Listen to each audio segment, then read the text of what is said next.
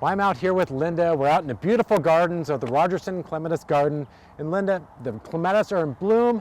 What are we doing with them this time of year? Well, we're open. People can come and see what we're doing this time of year. We are so glad the public is coming back to the public garden. Folks can now drive into Lusher Farm and park to visit the garden. Which is great because Yeah. it's in its glory right now. Right. So you wouldn't think it, it's sort of counterintuitive, but our volunteers have been doing a ton of pruning this time of year, and we're pruning big things like this. This is a Clematis montana form called Broughton Star. Pink flowers, double, lovely thing, but they don't rebloom very much. So once they're done blooming, you can go in and hard prune these. Oh, really? And I mean down to 2 or 3 feet tall.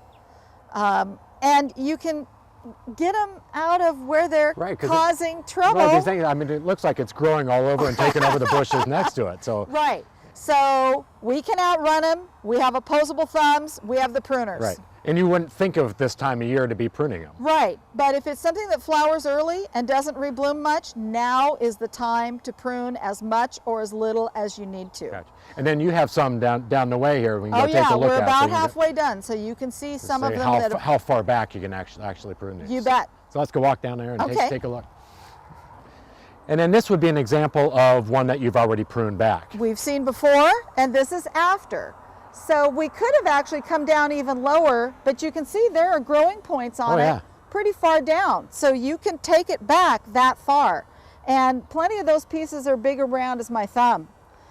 And you do what you got to do. And are you pruning it more for like shape at this point, or are you just to get it out of the surrounding plants that it was impacting negatively? And then it's going to spend the rest of the summer flushing all of that new growth. So you come bet. early So spring. next spring, this is Marjorie. She's going to bloom bang on time. We would expect little to no autumn flowering on this at all. Okay. No rebloom to speak of. Right. But it's going to regenerate itself. Obviously, it's done it pretty quickly here. And by fall, we might be going, oh, maybe we should have taken it back harder. And now, with the, the gardens are open, and you also have a sale on the We've been doing online sales. So if you go to rogersonclematiscollection.org/shop, you can order online. And then we have what we call coop side pickup because we're at a farm. We don't have curbs, but we have a chicken coop.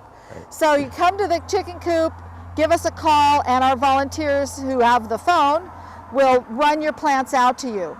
And pickup days are Wednesdays and Fridays from 10 to 2. But this weekend, the city has said we can start having on-site sales. Excellent. So people can come out on Sunday from 10 to 2, and they'll be able to walk through the sales terrace one direction.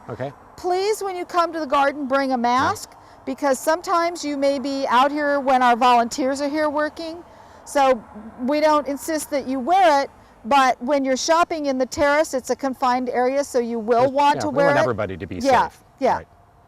And so you have a great selection. The gardens are in full bloom right now. You can see what the plants are looking on the website is a full list of what we have available for sale. So that's what you'll see when you come out on Sunday to shop in person. Excellent. So, come on out to the Rogerson Clematis Gardens or visit them online.